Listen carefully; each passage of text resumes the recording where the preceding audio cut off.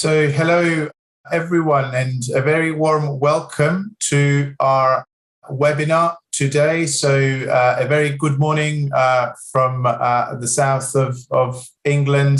A very good afternoon to those of you in Singapore and the rest of Asia, and of course a very good evening to our colleagues in Australia and New Zealand. I'm really delighted to be able to host and facilitate this third webinar of our series of webinars on innovations in behavioural and implementation sciences in healthcare. And it's really a pleasure to have the opportunity to discuss with a great panel today some of the more methodological aspects of these innovations and how their research has advanced those and what's their perspective on them. So, first of all, I would like to introduce myself. I am Nick Sevdalis. I'm a psychologist by training, and I have the pleasure of being a visiting professor at the NUS Center for Behavioural and Implementation Science Interventions. I'm also a professor of implementation science and patient safety at King's College in London. So my role today is to facilitate our panel, which focuses on understanding change in context. We'll be talking about implementation processes and behavior change in the context of the organizations and the wider settings in which they occur. And I'm really pleased to have three excellent panelists spanning the entire globe today with us to have this conversation with. So I will now ask our panelists to introduce themselves, and I would like to start with Professor Lauren Clack. Lauren. Hi, hello and good day to everyone also from my side. It's a pleasure to be here. My name is Lauren Clack. I am an assistant professor of implementation science at the Institute, the newly founded Institute for Implementation Science, as part of the medical faculty at the University of Zurich. My training is also in psychology, health psychology specifically, and also human factors engineering. And my work has been applying implementation science primarily to the field of infection prevention and patient safety as well. So I'm very much looking forward to the discussion. Excellent, Lauren. Thank you very much. I will now move on to Professor Luke Wolfenden. Luke. Thanks, Nick, and thanks for the invitation to be part of this panel. Very much looking forward to it. So my name is Luke Wolfenden. I'm a professor of public health at the University of Newcastle, and I also have an appointment as a health service manager in a region of New South Wales where I'm responsible for providing chronic disease prevention services to our community. In terms of my research work, I'm the director of the National Centre for Implementation Science, which is a National Centre for Medical Research Council Centre for Research Excellence. And that centre is really focused on improving the implementation of chronic disease prevention programs, focused primarily in community settings, so settings like schools, childcare services, sports and recreation facilities. But we also do some work in clinical settings, hospitals and outpatient clinics, for example.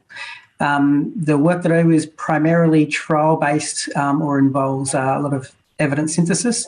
And more recently, we're getting into the concept or exploring the concept of optimization.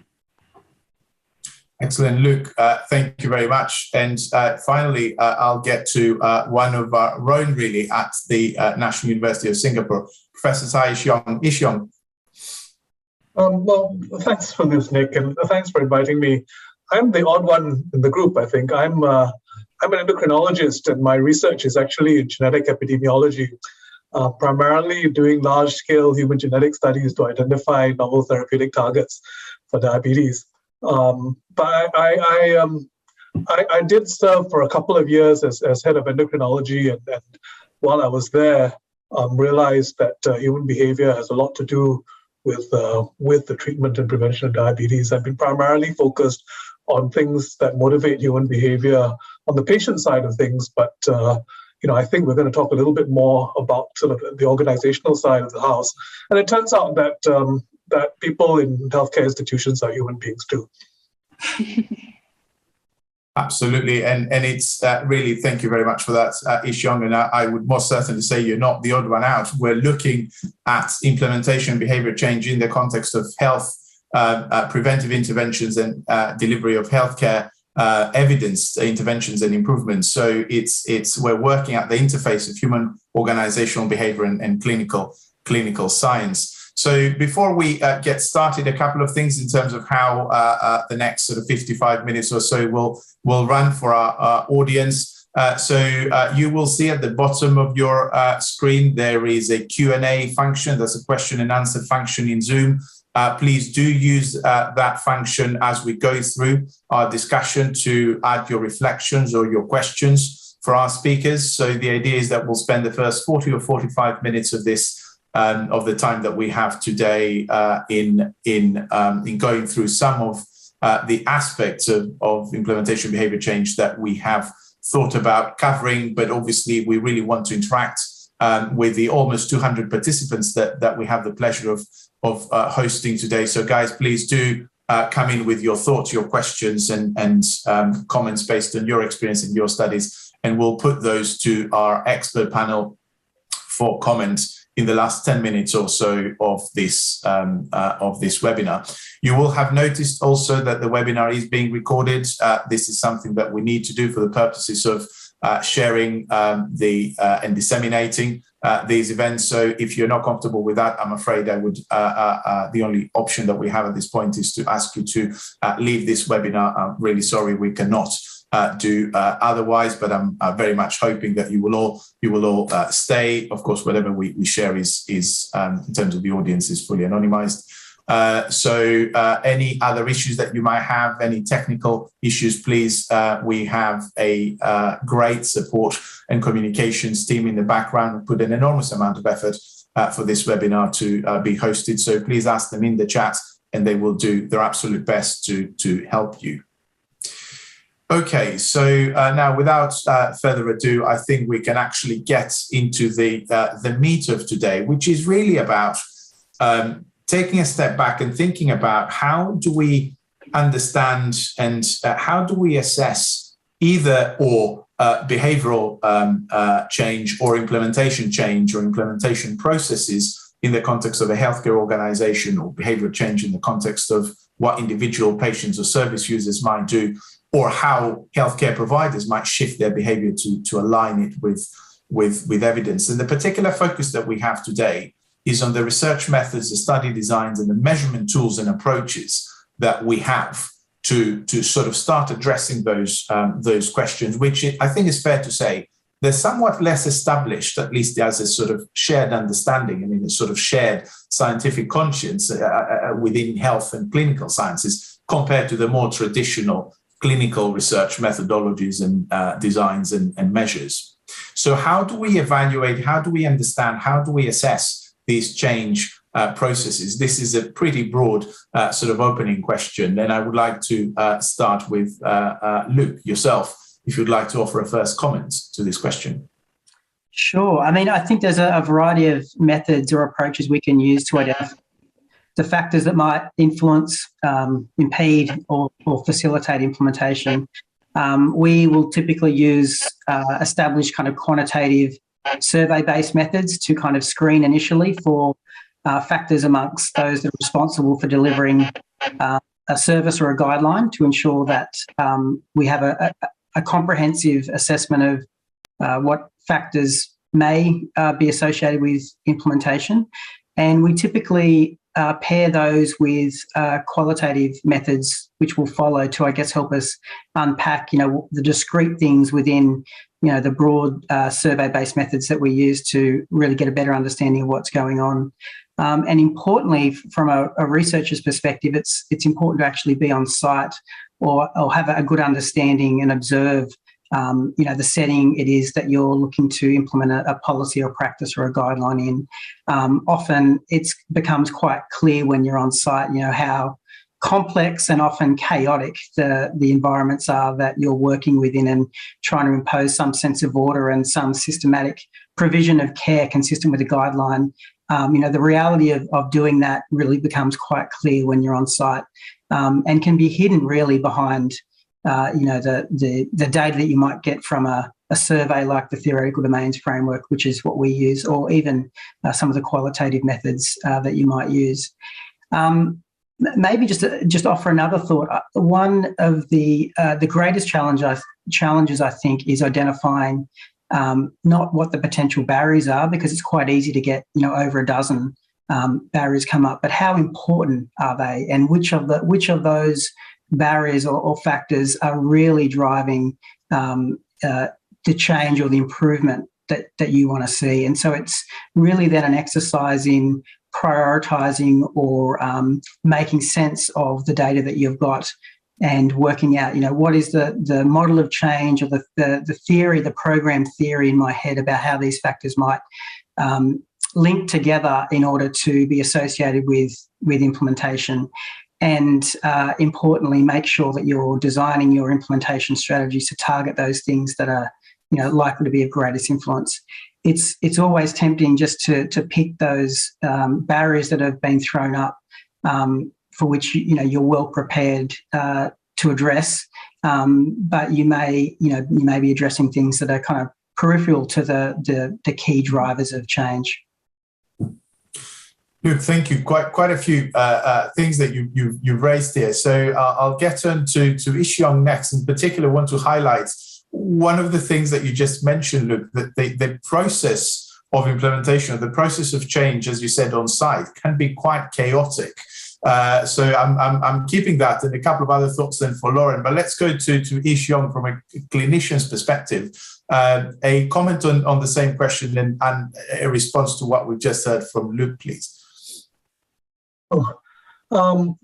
So I'll give you maybe two perspectives, Nick. I mean, if you ask me to sort of speak from a clinician's perspective, the perspective I will give you is this, and people sometimes fail to appreciate this, is that in Singapore in particular, and very often elsewhere, there's a tendency for healthcare systems to be operated and run by people who are specialists, right? So they're respiratory physicians or endocrinologists. And one of the things that I think people fail to appreciate is that the definition of a specialist, when we train somebody and we ask the question, is this person ready to practice as a specialist? The question we often ask ourselves is, can this person operate in an environment on his or her own? So we're selecting for people who are used to performing as an individual without the need for consensus and without the need for any external information, just face-to-face, one-on-one with the patient. I think it's really important to sort of bear that in mind, because it gives a very unique lens to the process of change. I think the other thing that I would say, I think is really to sort of give you a slightly different perspective. And this is the perspective as a clinician who was once head of the endocrine service. And there, what I would say is that there are 4 rules that I sort of put in place whenever we looked at something. The first is that it must be meaningful to the provider. The second, that it must be meaningful to the patient. In the case of healthcare and public health institutions, it's got to be meaningful to the funder. And I think, Luke, this speaks to what you were saying about the complexity. The 4th rule is very simple. You must not interfere with the existing workflow.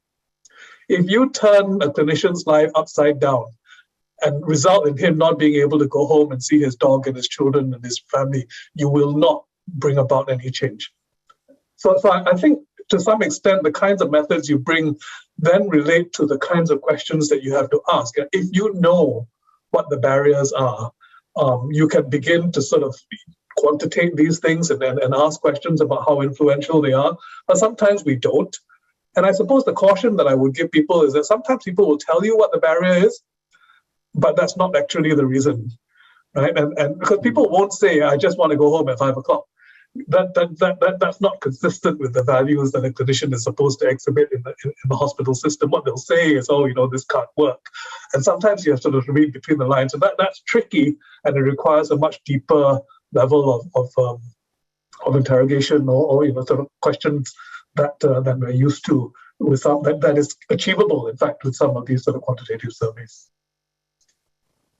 That's a brilliant intervention, Shyong. There's a few points that I would like to pick out, but I'll get on to Lauren next for her comment. I'm really glad that we have someone with human factors expertise on the panel to talk about some of the issues that and comment on some of the issues that Shyong you're bringing up in relation to the ease of introducing a change into the workflow. So, Lauren, on to you. Yeah, so where to begin? There are a lot of really interesting points that have already been brought up, and I think that one of the points that you mentioned, Professor Shyong, which is that you have to consider when you're introducing something new, this doesn't happen in a vacuum. There's an existing context already into which you introduce something, and then when you introduce something, this interacts with the context. It's not just a puzzle piece that you interact and everything around it stays the same, but you have to be prepared for the sort of unintended consequences of that what you're introducing, and having a really good understanding of the context before you introduce something will allow you to detect any changes in the context that occur as a result of whatever it is that you've introduced. And so that's why we really place an important emphasis on the context when we're doing implementation, and we define context really broadly as, anything that is not the intervention itself. And it can be on several different levels. For example, in our European projects in ICUs, we're looking at the individual ICUs. We're looking at who are the individuals, what are the things that drive the individuals in those ICU. Then we're looking also at what is the context of the hospital that they're set in, and maybe even what is the international context, and how does that likely influence an implementation, and then how do these things interact. So it's really, it's quite complex, but I think coming back to what Professor Wolfenden said, it's also important to have a really good prospective understanding of the context before approaching these types of implementation activities. So, Lauren, well, thank you so much for this. And there's a thread in the answers that it really goes around the sort of methodologies and assessment tools and instruments that we might have available to assess some of this. And of course, a really interesting point that Shyong raised earlier is what people say versus what they might think. And of course, these to someone who is a psychologist like myself, this is one of the $1 million or dollar questions. How do we sort of reconcile the two? But before we get onto this, maybe I'll come back to you, Lauren, and then I'll go to our other panelists to ask for some specific examples, perhaps, of methods or assessment instruments that you might have used in your studies to assess what you define very nicely there as the context of the implementation of an intervention or a new program. Mm-hmm. So I think that this is a really excellent question, and the sort of the methods that we would use to understand context are probably going to depend on where we are in an implementation process. So I would distinguish between three time periods in an implementation process. One, sort of, you're in the planning phases. You're getting ready to introduce something new, and you want to prospectively identify what are the contextual elements that may be relevant to this implementation process. The second category would be you're in the work, and you are currently implementing, and you want to understand what are the contextual factors that are influencing the outcomes that we're seeing currently, and how can we potentially adapt ongoing implementation efforts. And then the third would be retrospectively, which is what we probably see most often, is that people say, okay, we did it, we saw some results, and now we want to understand why did we see the results that we saw. And then you do a sort of retrospective, maybe you would call it a process evaluation to understand what happened retrospectively in something that already occurred. And so I think at each of these three different time points, you might want to reach for different methods. But if we focus now maybe on the prospective planning, our team tends to use a lot of qualitative methods. And these would be things like Luke mentioned, observations on site, semi-structured interviews. And in order to make sure that we're really identifying any elements that may likely be that may be likely to influence an implementation process, we would use sensitizing frameworks. And there's a really nice article from Per Nielsen that distinguishes between the types of implementation science theories and models and frameworks, and explains how you may be likely to use implementation frameworks, which are essentially listing of elements that may be likely to influence an implementation process. And we would use these frameworks to come up with an implementation interview guide. And we would do interviews before starting an intervention process to understand what people perceive to be potential barriers or facilitators, potential contextual factors that may be likely to influence an implementation process. So that would be one approach that we would take more from the qualitative perspective. And I'd be curious to hear from other panelists what maybe quantitative methods you've used to complement these qualitative approaches. Absolutely. Lauren, thank you again. A couple of things that we can certainly come back to, but let's hear perhaps from Luke next, who I know has done more quantitative work in that space. So Luke, on to you. Could you give some examples of your perspective on what we just heard from Lauren? The really interesting timeline of implementation, I think, is something we need to keep, because not all studies are created equal. There are studies that start with a pre-implementation assessment almost, all the way to studies that look at implementation backwards. So they look at implementation retrospectively, and of course, everything in between. So your perspective on this, please. Yeah, I mean, that was really well characterized by Lauren, so thanks for that. I think in terms of quantitative measures, it really depends on, what it is that we're trying to measure, and I probably hadn't thought about in terms of the phases, but we often have, the real challenge, I think, for us is determining what it is that we're going to measure, and what are we. The real estate in quantitative surveys, is sparse, and so you really have a small number of factors that you can measure quantitatively with sufficient precision for it to be a useful measure. And so I think that the big challenge is working out which of these which of these aspects of context should we be measuring kind of quantitatively.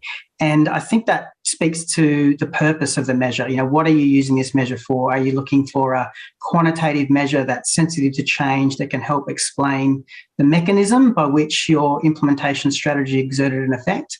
Or are you looking to describe context from more an external validity point of view from a trial? So people can, readers of, for example, your research can understand the broader context with within which the study took place or the implementation took place, and make some assessments themselves about how similar or otherwise that that setting or that environment is, or that context is, to their local context in which they're thinking of initiating an implementation effort.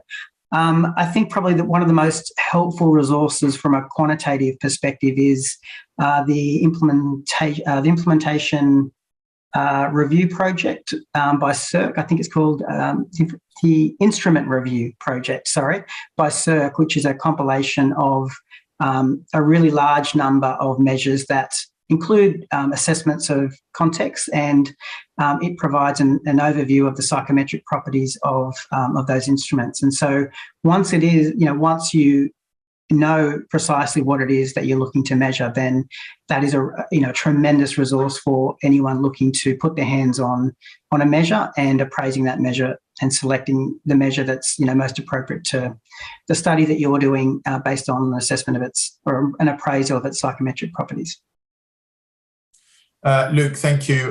Just to clarify for those in the audience who might have not heard of CERC before, CERC stands for the Society for Implementation Research Collaboration. So it's effectively an organization of implementation scientists and try to advance the science of implementation. And amongst other things, as Luke just said, they've created a database effectively of quantitative scales to assess contextual factors, but also a lot of other aspects of implementation. So we're getting a full range here of methods that either on the more qualitative side, as we've heard from Lauren, all the way to validated scales in the way that in a clinical study you would use patient-reported validated patient-reported outcome or experience measures or other clinical validated scales to assess symptoms, the process of disease, and so on. So Shyong, coming on to you. So we've heard quite a lot about a very wide range of methods. So from the point of view of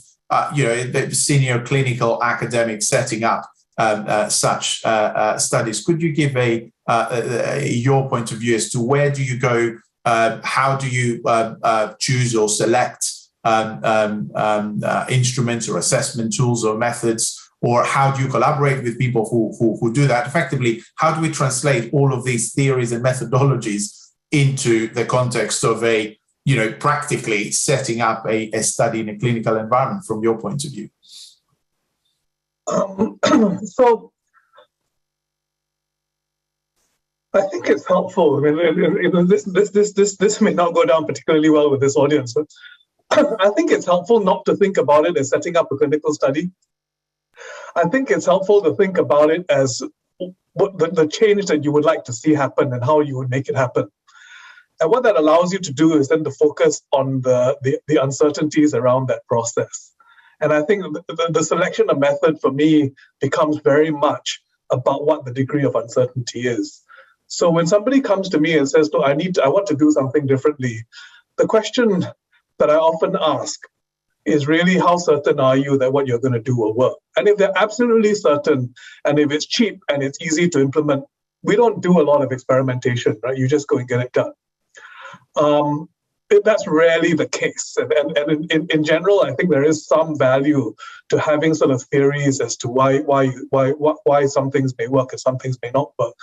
And very often, if it's very early in the process and you don't have any ideas, then it is interviews and focus groups and qualitative methods where you're really hypothesis generating, and then you sort of you may need to sort of validate some of those things through a more quantitative process. But I think the relevant question is really, what is the smallest experiment? Remember, I come from an epidemiology background, so biostatistics runs through my veins, right? But what is the smallest experiment that you can do that will increase the probability that this thing is going to work? And that's the experiment to do. And I think once you come down to that, then you can choose the method, and you can go and talk to your friends and ask how. And if it turns out that it is something where there is an instrument that you can quantitate this very precisely, then I think you need to do that. But sometimes it isn't, and I've used both. When we put in sort of changes in the clinical pathways that involve trying to sort of increase patient engagement and motivation to adopt lifestyle change, we use qualitative methods and ask the question, well, how did that make you feel? And then at the same time, we use some quantitative instruments and try and sort of measure that. And I think that's really important. And I'll come back, I'll sort of make one additional point. And part of the reason why it's so important to have a hypothesis and a theory as to what you're trying to achieve and measuring that, as I say, it's not terribly relevant when things work, but they really do. And actually, it's most important to measure the processes and the fidelity of some of these things that you're doing, right? If you're saying you're trying to change a mindset, or you're tackling a particular fear or concern, when we put the change in place, is it actually achieving that with your providers or your patients? The ability to do that, to have that theory in the background, to measure that, really comes into its own when things don't work, so that you know what you will do better next time. And in fact, that's the reality. I mean, I think in all the years that I've been doing this, the reality is that most times things don't work, and we need to figure out why. And I think very much, Luke, that sort of plays into what you're saying, right? People need to be able to evaluate the context in which it was done. Did the implementation, was there, how much fidelity was there to the original theory? Was it implemented effectively at all the various steps? And if there was a failure, where was it? And how does that apply to my context when I want to try and achieve the same outcomes? So Shyong, thank you. I think this is you've made such great points there, and I'll stick to the one you've made a couple of minutes ago, which was, what is the smallest? I think it's one of the best questions I've actually I recall in setting up a new study. What is the smallest experiment that you can actually do. And here's a challenge, I think, for all of us, and I'll address this to the other two panelists and indeed to our audience to take a view on this. Are we overcomplicating some of our implementation studies by throwing what I would say the sort of the kitchen sink at the implementation process and hoping to measure pretty much everything that could possibly be measured, either quantitatively and or qualitatively? I'm very guilty of that myself. I'm involved in several large-scale national or international implementation or hybrid so-called trials, which we might talk a bit about. We'll have clinical endpoints and implementation endpoints. These are multi-million pound, dollar, euro projects. They take anything between 2 to 5 years to complete, a huge investment of effort.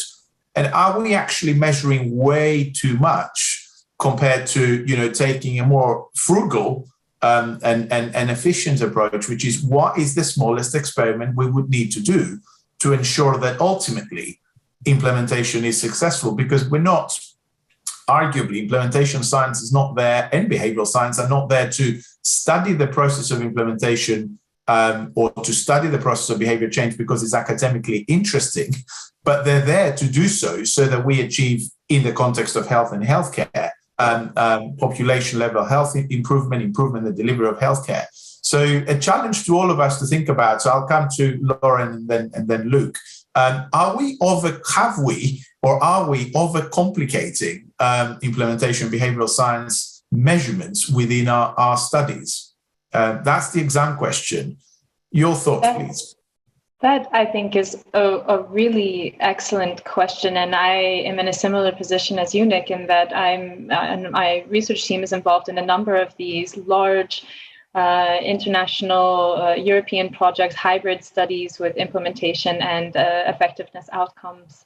And I think that for a fear of missing something relevant, we try, at least in the early phases, to be as broad as possible. And I think that Luke mentioned a terminology earlier, program theory. I think if we don't know what are the relevant factors that may influence an implementation process, then we're going to be tempted to measure everything. What could possibly be relevant in this implementation process? But the better preparation we can do, the better understanding we can have of what are actually the factors that we think are going to be relevant in this change process, this preparation will allow us to really focus only on the relevant aspects rather than taking this everything but the kitchen sink approach to implementation, where we just say, okay, we're gonna measure this and this and this and this. We're gonna measure everything, and we're gonna take 10 different approaches to implementation. Whereas maybe there would be just one single approach to implementation, which would be more effective and would be less time-consuming, represent less effort. Because, as Professor Shyong said, we don't want to be creating too much work either. And the better understanding we have of what is the change process, what are the mechanisms through which we hope to affect a change, then the more efficient we can be in the designing of our implementation science studies and the approaches to implementation that we take. I think that this is a really important question, and we in the field of implementation science probably fall victim to some of the similar challenges that clinical researchers face when they attempt to just simply measure everything. And just maybe one final point is that I think, Shyong, you said that we want to understand what happens when something went wrong, and not so much when something went right. But often what we see is that when things do go right, and we see a published successful clinical study, huge success, everybody wants to recreate the same thing, that we see what's called a decline effect, where then other centers, other studies try to reproduce those effects and are unable to reproduce those effects. And it's difficult then to say, is it because the implementation wasn't the same? Was the intervention not actually effective in the new context? And so having a really good understanding of what happened during that initial implementation process will help us also to prevent that decline effect where we're unable to reproduce the effects of successful studies. So I think I would argue that we need both. All right, Lauren, I agree with you. We need both. It's just that I've had so few successes that my own thinking is biased towards the failure. Absolutely. This is really this is an excellent exchange. I'll come on to Luke now for his point of view on this. Yeah, it is interesting, and I agree with Professor Clack. Program theory is really critical when we're designing our implementation initiatives, and unless we have a clear one, then it's very easy to start to measure everything. I guess a couple of other points I'd probably make on this is, the reproduction kind of crisis, the reproducibility crisis, and the heterogeneity that we see in effect sizes in systematic reviews of implementation strategies, even when they're the same. Audit and feedback, for example, it's very, that's a very homogeneous type intervention, probably one of the few that are, can be executed in a very similar way, regardless of kind of context. The effects vary considerably, probably because of context. And I think that means that, the value of a different way of producing evidence and implementation science needs to be kind of looked at. And in my head, that is probably more a bespoke model of the production of implementation science being at local clinic levels. And so kind of almost coming out of universities entirely and moving into spaces where evidence should be generated, but more importantly used for improvement, rather than relying on really large trials undertaken in small boutique academic teaching hospitals, for example. Of course, you need the expertise, you need scientists doing research, but the issue, I think, of external validity or reproducibility of implementation efforts, I think, means that we probably need to be doing this more, be doing more types of trials to generate evidence about what works, but also we need to be doing them more in different contexts. So we may then be able to start to make some generalizations about, well, where does this work and in what circumstances? And I don't think the current model is serving us well, or if it will take us a long time in order to get to the same point. So I think that's a challenge to how we do implementation science, and something that probably the field needs to think a bit more about. The second point is around mechanism. Even when we do measure everything, and we've certainly had examples of trials that have been really well funded, and we have spent a lot in trying to do a very thoughtful job of measuring the theoretical mediators or the mechanisms by which we thought our implementation effort was going to have an effect. And we've had it's been very challenging to even when the effects on implementation are large, to demonstrate a pathway through which that change has occurred. And it could be the measures are a problem, or it could be that it's working through a way, a mechanism which we didn't hypothesize. And so a better understanding of how change occurs is really important if we're to make the process of evidence generation more efficient and build on the work that comes before us. So I think that's two big challenges for the field. So maybe Nick, I'll just sort of quickly add sort of a quick response to that. And the first is that it's all very well to say you want to do the simplest experiment you can. And I can say that I can do that in a hospital setting, but I can't get it funded. The second, actually, I think what you're saying is really important. I mean, I don't want to sort of give the idea that we shouldn't make these measurements. And I think I made the point earlier on that actually mechanism and mediation is actually really, really important. And fidelity, when you sort of implement in one place versus another, I think is really critical. Because if you don't get, if you do know the mechanism and the implementation doesn't address that mechanism, then it's not shocking that it doesn't work.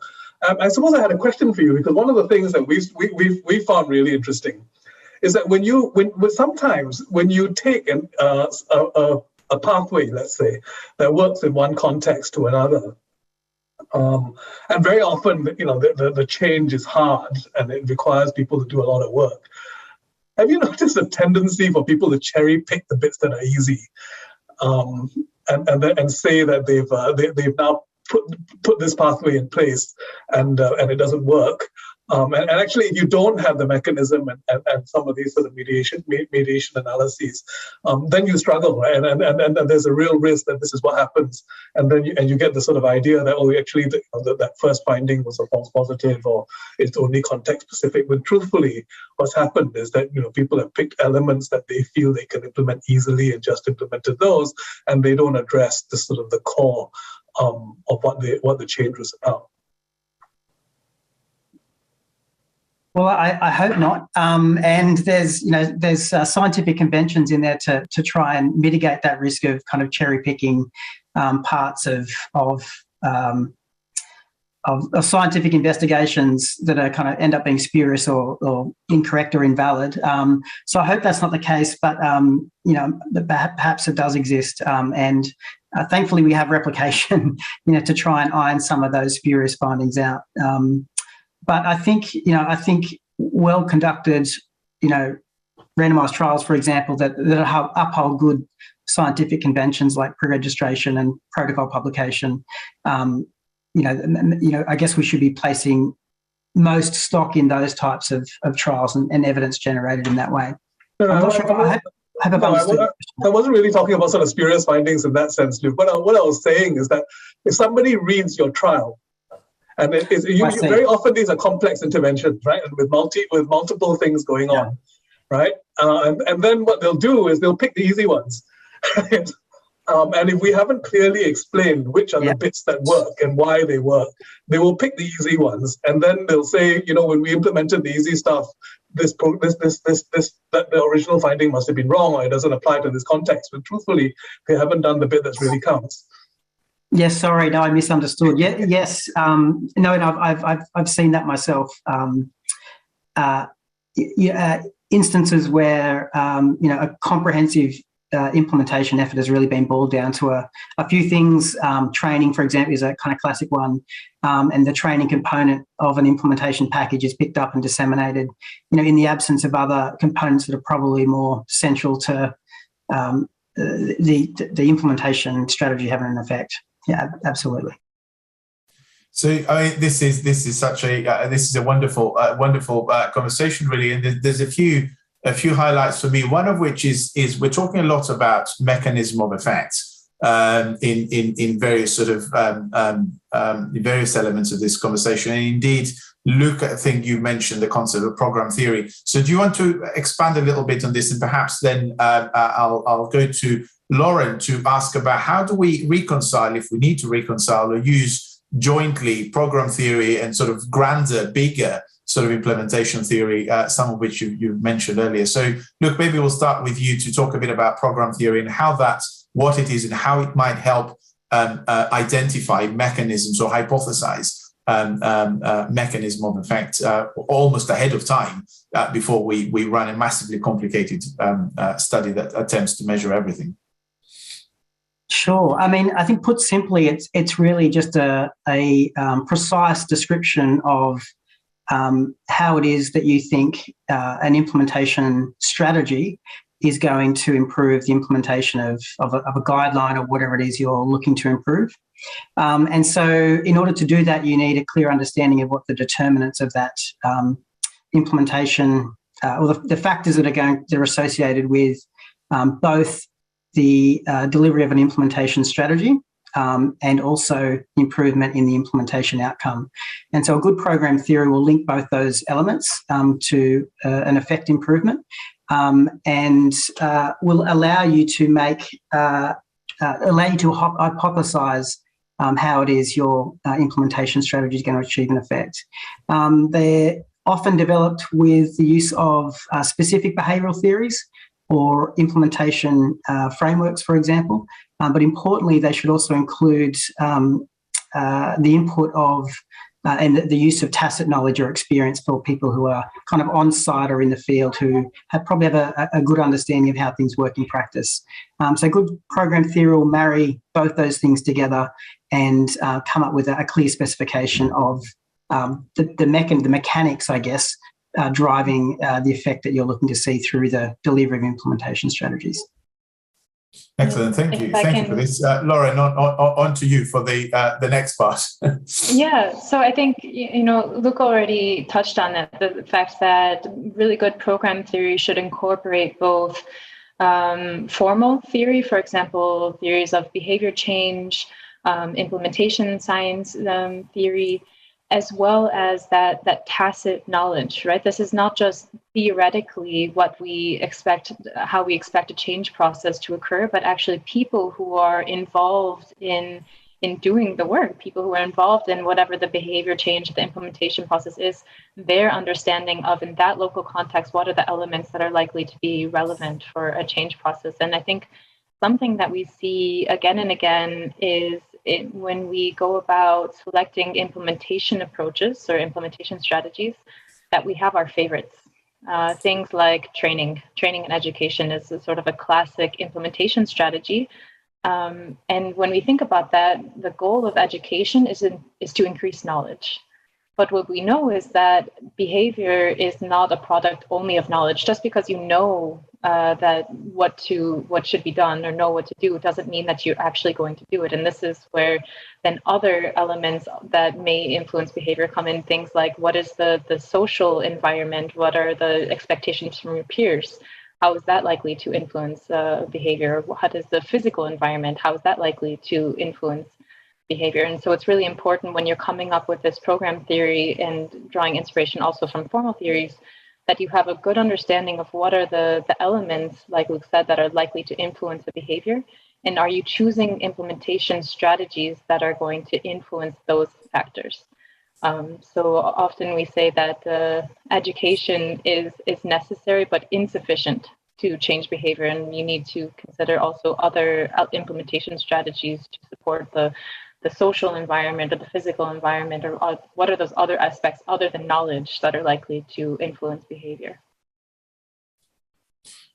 Lauren, thank you. Thank you very much.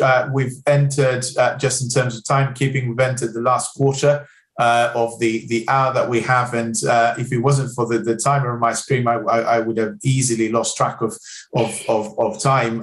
We've reached a point where we've had some really interesting comments and questions put in the Q&A by some of the delegates in attendance. So I would like to encourage everyone to use the Q&A, please. In the last stretch of this panel, we really want to hear from you.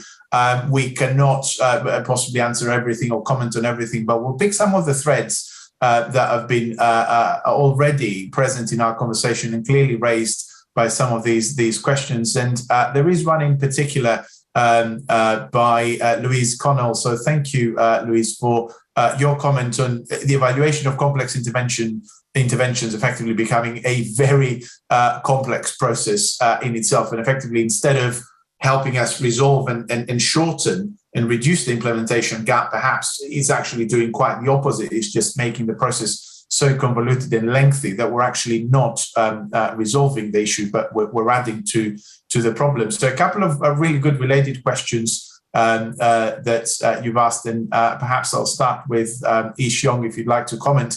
How can we harness, this is verbatim, the question is really well put, how can we harness the power of clinical academic researchers to help in the context of the conversation we're having? And also, can we lobby funders to get more of this sort of research, which, E Shyong, you've talked a lot about practical, pragmatic, sensible scale research, in addition perhaps to larger scale multi-site trials. But what would be your response to Louise's comments? How do we harness the power of clinical academics, and how perhaps can we lobby funders and bring the sort of more pragmatic, clinically driven research to the fore a bit more? Because you commented that some of the smaller scale studies are just not the sort of things that funders fund. So I have a perspective on the clinical academics piece, which again is usually not well taken, but I think the most important thing that we should do is to get rid of the term.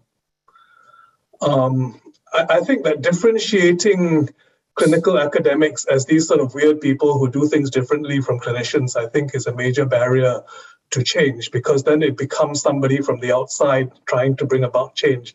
What we need is all clinicians being involved in innovating within the healthcare system, because I think almost every clinician will accept that the current healthcare system, the healthcare systems of today, as they've been constructed, are not going to meet the needs of the future. And if we just try and do more of what we do, what we already do, and try and sort of push efficiency and productivity, what that's going to give rise to is a lot of unhappy providers. And I'm not just talking about doctors, right? Everybody in the healthcare system, because they will get stretched to their limits. And what you really need is sort of these complete shifts to do things in a different way.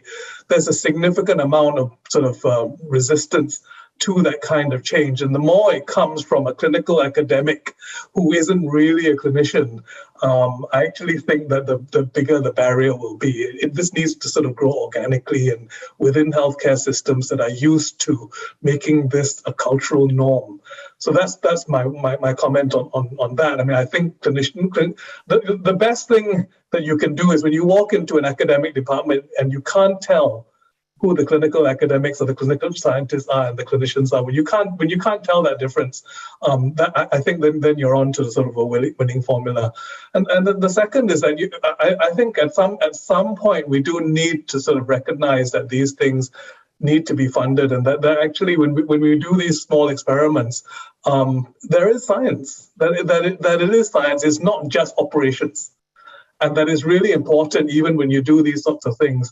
And I think that's the struggle. I think the struggle is not that people don't believe this type of work is important. I think the problem is that funders believe that funding agencies who fund science believe that that's clinical operations and therefore should be paid for from the clinical operations budget. So I think at some level, some sort of agreement between the people who are innovating and the people who are funding innovation and the people who are funding clinical operations as to how they're going to apportion funding for this kind of innovation. I think that's the key. I don't think it's just going after the sort of science funders is necessarily the answer. Thank you for this, and quite a few challenges there for all of us to think about, but also for clinical and academic institutions to consider, because what we're talking about is pretty well established from the last few decades, really, sort of clinical academic roles, and effectively your insight is that this is dividing and not helping, and this is something that perhaps we need to reflect on. Luke, was that a hand? Do you want to comment, or did I misread that?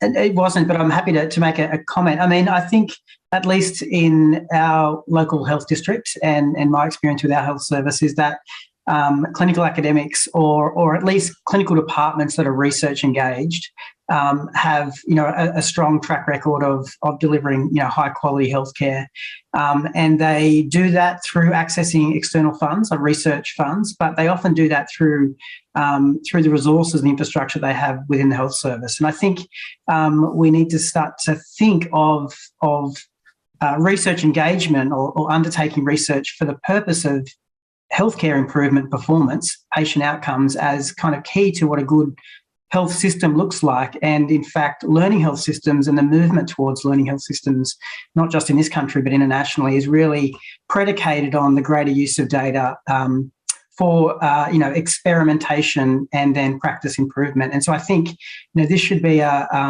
no-brainer from my perspective, is that we need greater research capacity within health systems in order to get greater patient outcomes and improvements in health system performance. And clinical academics, or another name, are really going to be the workforce that drives that improvement. So I see them as really fundamental to healthcare this century will be the clinical academic.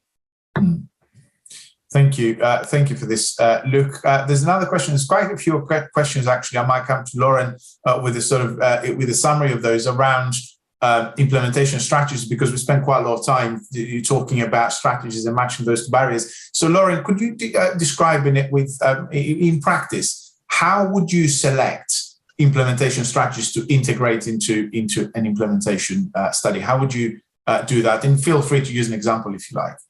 Yeah, so I think that in the meantime, the field of implementation science has really started to develop different tools. And since that's the focus of today, I'll maybe draw our attention to two tools that we use in our research group. So like we said, we usually start with some sort of understanding of the context. What are the potential barriers and facilitators, contextual factors that might influence an implementation process? And depending on which type of theoretical framework you use, there exist also matching tools, which would say, okay, if these are the barriers and facilitators that you've discovered, then these are the based on expert consensus, the strategies that are most likely to be effective in that context.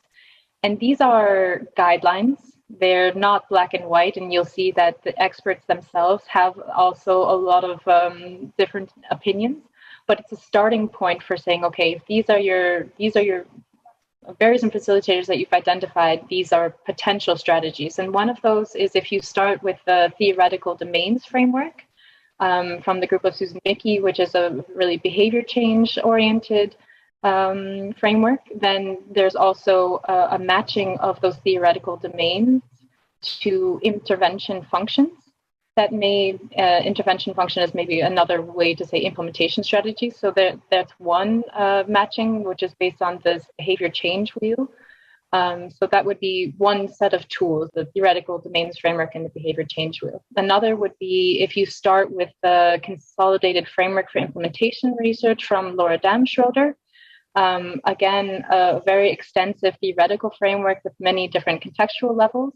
Then these factors have been linked to the ERIC, Expert Recommendations for Implementing Change,